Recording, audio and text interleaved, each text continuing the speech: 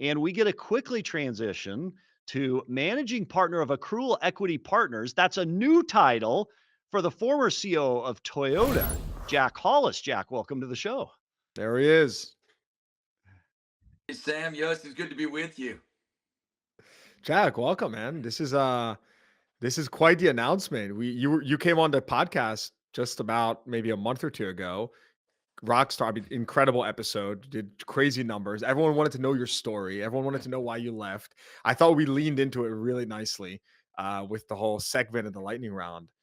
Yeah. But let's just start with you. I mean, how have you been? Since you exited Toyota after 33 years, you are at the COO position. You're really at the helm in the U.S. How have you been personally? Personally, been probably better than ever. Let me just tell you, after 33 years of a great time at Toyota and Lexus, having a 6 month hiatus has been it's been pretty good. It's been spending some time in some great places and getting back in the proper shape. And that's always good. And getting to spend a lot of time with my family. And that's for me. That's that plus the passions around doing some of the global ministry work that I get to do. That's been about as, and it's been great. That's awesome. Now tell us a little bit about your search here, and you landed here with a new firm. You're going to be working in private equity. I remember you mentioning on the last podcast. You said, Yeah, I'm looking at several different opportunities. Some are yeah, more entrepreneurial, some are less. It looks yeah, like you went the more entrepreneurial route as a managing partner in a private equity firm. Can you tell us a little bit about that process, that decision making process that you went yeah, through? yeah. Actually, lots of words come up. Humbled by the opportunities, thankful for the opportunities, a challenge, frustrating at sometimes, exciting at others. I think over the time of looking at it, I think 33 years into corporate America was probably enough. I think that there's things about it that I loved. There's also things about it that I didn't love. I think going down this entrepreneurial path allowed me to kind of focus in and look at different options. And Accrual Equity Partners and my partners being Brady Schmidt and Jacob Tills are two guys that they literally called me the first day the retirement was announced. And they had the coolest sales approach. They said, "Hey, we want you to know we're here. And if sometime within the next year you'd like to have a conversation about something, let's do it." And I honestly believe that from the beginning, the kind of the values driven um, mindset that they have, this also idea about growth and how we take care of others. I love what Aaron just said. I wrote it down about that idea about giving back. These guys are based upon giving back as part of their work. Maybe we could talk about that in a little bit, but What do you mean by that, Jack? What does that mean when you say giving back as part of the work? What does that mean? they're yeah. Um, for example, this organization, we have our own food bank. We sponsored a food bank, the first food bank in Hawaii. So part of the mindset of as we are working with different groups is to actually go into that community and be able to assist. Many of you know the company out of Houston, Petra. Petra has um, uh, an initiative called Petra Cares. And we are driving that through our business to helping those who are aging out of the foster care system. These are examples of what is giving back, but it's not giving back after you make profits. It's giving back as you're making profits, as you're doing business. And these are the kinds of things that from an entrepreneur standpoint, it impressed me because there's a lot of times private equity has kind of a stigma of, you come in and you just put some money in, you buy something and you pretty it up and you sell it. Well, what if you did that? But what if you actually helped each person who's involved in the chain? And what if you gave back as with that group of people to your community? That to me is what really drove me. And this kind of meets all my needs and desires of helping people, serving people, giving back. Um, and again, very values driven, which creates a lot of freedom to do what I think is best for each person.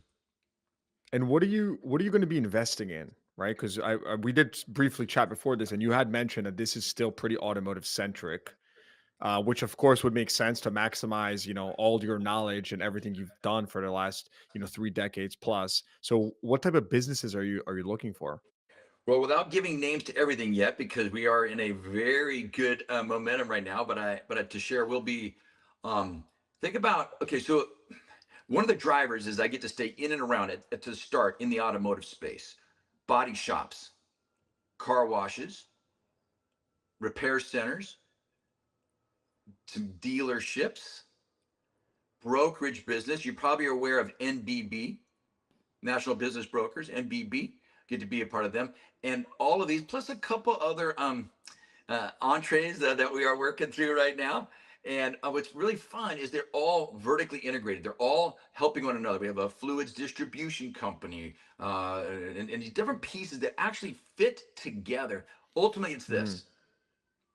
And Yossi, I think that what we talked about last time applies today. I'm driven by serving people. This allows me to serve dealers, serve customers. And that's what's been my passion since I've been in this industry is how do you best give customers the best experience, both short, mid, long-term relationships? How do we help dealers be the most successful they can be? And how do we help the communities that both are working in? So whether it's a body shop business or helping a dealer sell and buy dealerships, we're helping the community and helping people. And I think this is a win, probably three wins, win, win, win. This is incredible. So, Jack, another thing you mentioned to me was that this is primarily family office capital. Yeah. And for those that are not aware of the distinction, right, you have institutional capital, family office. These are just different types of capital that have Yeah. different return profiles, different needs, different time horizons.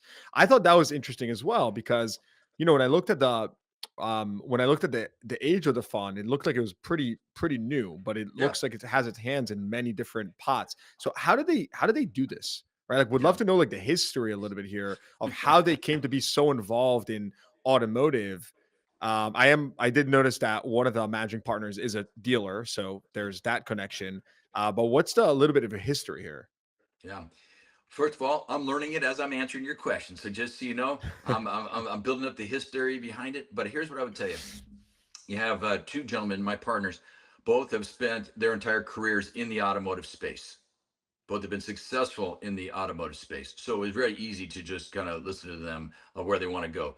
The idea of right now being more self-funded, and we're never saying never to institutional capital, but it's close to never. It's because we really want to have that control over things like giving back or helping the customers and staying at maximum flexibility. And I am learning through the studies of now hundreds already of different private equity groups. The way to stand out is to put people before performance and people before profits. And we've talked about this before, Yossi. You know my belief. People must come first. The people within inside of AEP, and I'm talking about outstanding individuals, most of them spending most of their careers in automotive, M&A, banking, investors. This to me has this collection of excellent, I mean, experts. So keeping it self-funded and being really flexible allows maximum opportunity to pay attention to the customer. And that's what we want.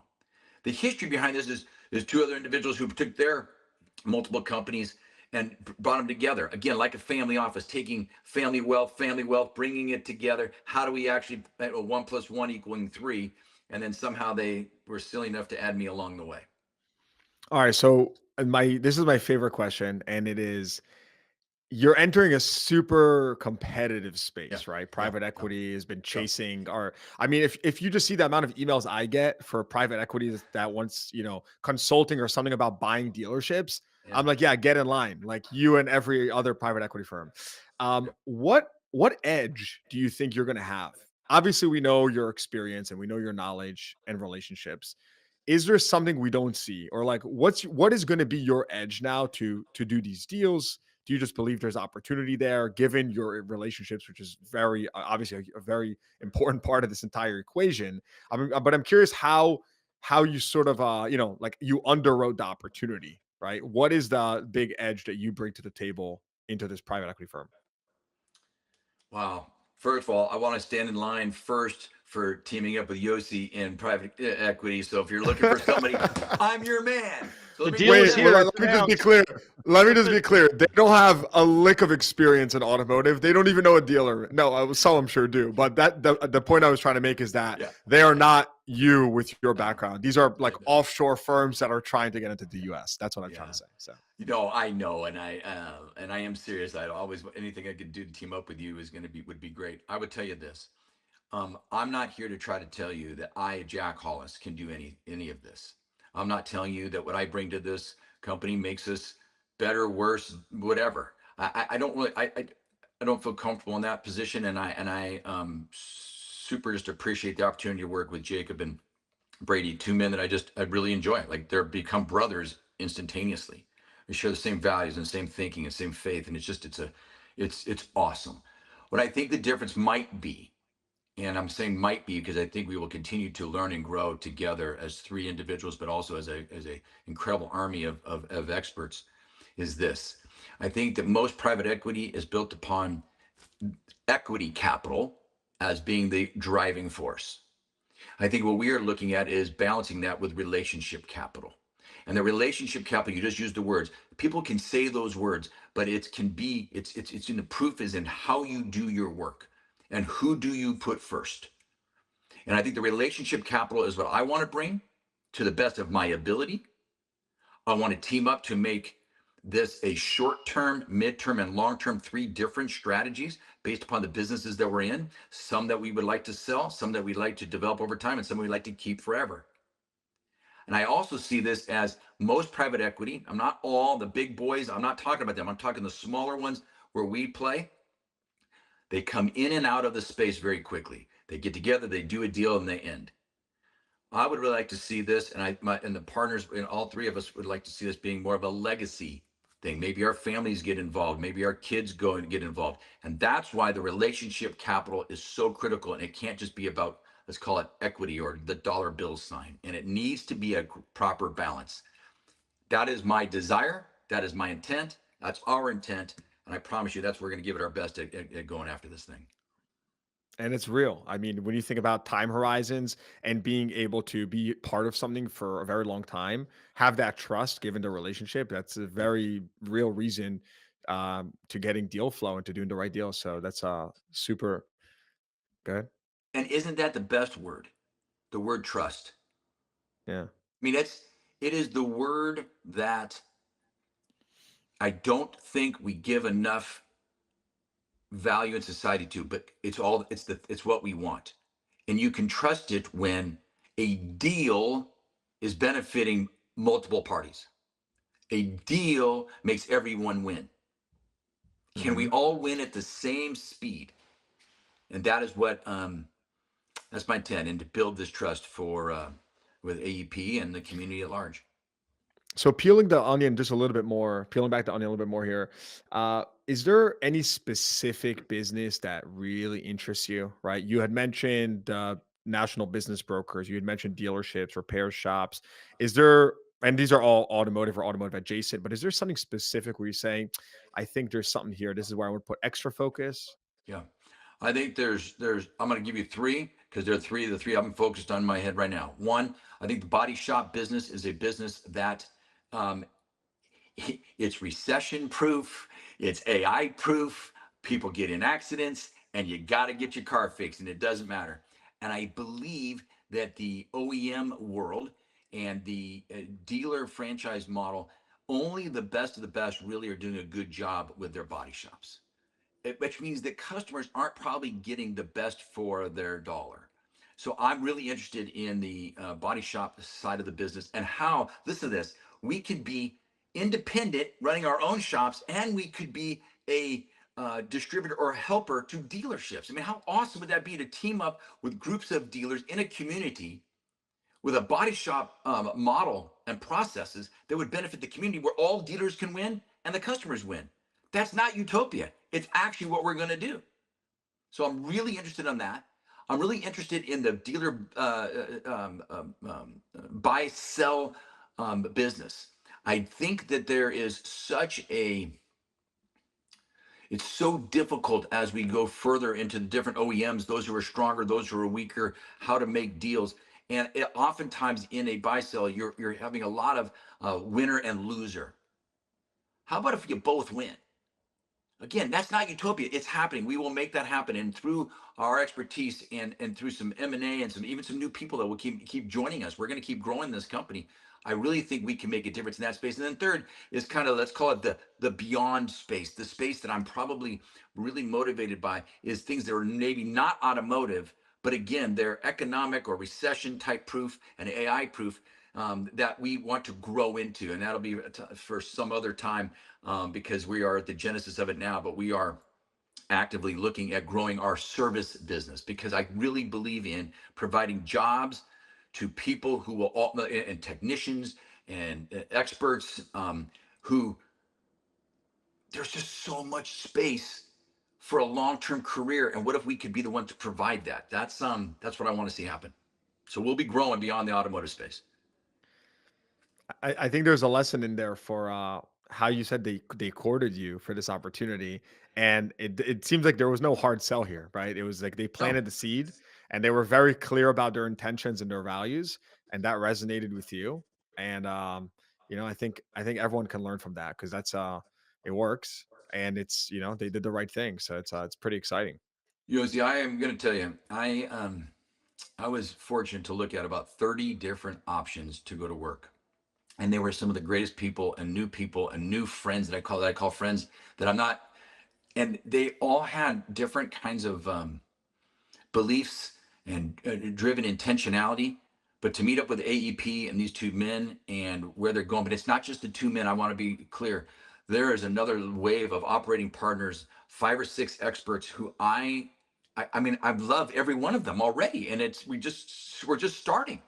And there's something about that core team and building a team, which, even like I call my family, Team Hollis. Everything's about team, and has all the makings of a world class championship team. Love it. Sam, what you got? I'm just fascinated because you go from COO of Toyota, one of the most revered OEMs on the face of planet Earth, with all the credibility, all the capital, all the relationship. And it is interesting to me the areas where you're focusing on, because from your vantage point, you could see, Aaron, I just sat side by side with Aaron. Aaron went and bought a power sports store because he said, hey, power sport hadn't at that point had the benefit of applying automotive to the power sport industry, and there was opportunity for an increase. I think you've identified some areas where you can bring an increase, and make body shop is a great example of make an industry that much better as a result of it. I will be interested though, and maybe you have some comment on this relative to M&A. You've been a part of right of first refusal. You've been a part of putting deals together. Like your knowledge base on buy sell, from a Toyota vantage point, how will that inform your experience in the M&A Oh, space? I think Great it's question. I think it's invaluable. I learned from some of the best in the business. 3 gentlemen: Ernest Bastian, Dennis Thornhill, and now Ben Pyle, who's the head of market representation at Toyota and Lexus. These 3 men taught me a lot, and I was able to walk with them for many years, the last 30 years or so, and the last 5 years, getting to basically approve each of these deals, and to be able to look at a deal, what it's like, what's important, what is a ROFR, and how does a ROFR work, and what's the importance of it, where does the dollars come in. I'm never going to claim to be the best. Those guys were the best, but I had great teammates around me, just like we do now. But I do understand the intricacies of it, and I think it's important to understand that there is good ways for both parties to win. And I Yeah. want to apply that at NBB, and grow that portion of the business, but I want to grow it again because of the relationships with the dealers. Of Yeah. course, I'm going to call every dealer I know. Can I help you? And don't kid yourself. It's not like I'm just doing this for relational hugs. I mean, we want to make money, but we want to make money for everyone, doing it the right way. And that Yeah. to me is what winning is. And we will win by making sure people are winning all together. Well, we're going to be excited to follow the trajectory of your career. Yossi implied it. That M&A space is so competitive. There's so many different players out in it that it'll be fascinating to watch as you make your mark in the industry. as the former CEO of Toyota. Again, this much revered OEM. And we won't have you share strategy with us because we don't want that. But it would be interesting to talk to you behind the scenes after you put your first few deals together and see what's it like to be on the other side of that experience. Do you have any commentary on that? And we'll go to a few comments on social media. I'll say this.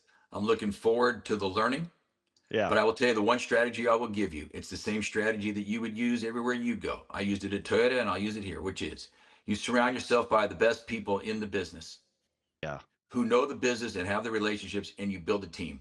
We will yeah. continue to add people to our entire organization. We're already working on a couple to bring them to our organization, and they will help us accelerate what we're doing. That's my strategy. Find the best people to put around this, and we'll lead it. We'll lead a team and make it make it happen. I have one more question. I know you addressed this just a little bit on Yossi's podcast, but I'm just super curious. You had the opportunity to get into politics, and you chose not to do it. There were forces that were trying to pull you into that. What's up with that? Now, what is up with that? I have no idea. Silly people. Both the state of Texas and the federal government, there were some opportunities there. Looked Yeah, at them, learned about them. I'm not saying never. I think that might still be something down the road. I think I'm still interested in it again. Why?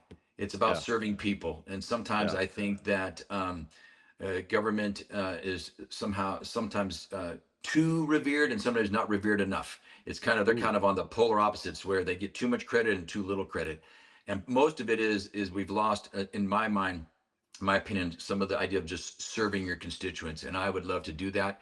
And if that means politics and it can help somebody, great. Whether it's Texas or California or federal or whatever, federal. Yeah. we'll see where that goes in the future. But I was super amazed at how many people reached out, and I was quite humbled by it. But I learned a ton when I was sitting in DC and sitting in Texas. Yeah. Well, Jack Hollis, former COO Toyota, now, and this is a CDG first interview post decision or announcement, managing partner of Accrual Equity Partners. Thanks for being on the show, sharing your perspectives, your path.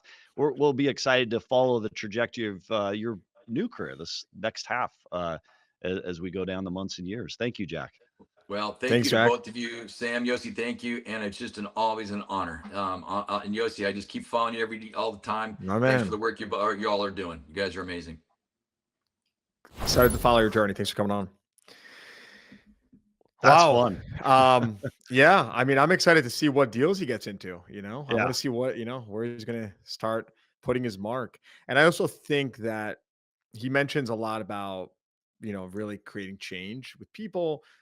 I think it makes sense that he stays in the private sector, right? Like business is likely the best vehicle for change. A for-profit business, you can really make a really big impact that way.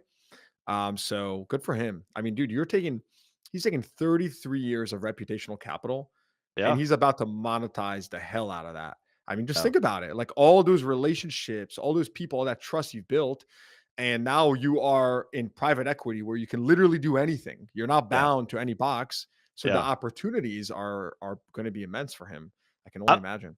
I'm going to tell you what, if there's 3 different dealerships going for one Toyota store, heaven help the person or the group that goes against him on that deal, right? So, that's all I gotta say is he's Oh got the my God. inside track, so Jack, hook us I up, right? know. So, Talk about um, a strategic investor in that sense, right? yeah, yeah, yep. That's So that's cool.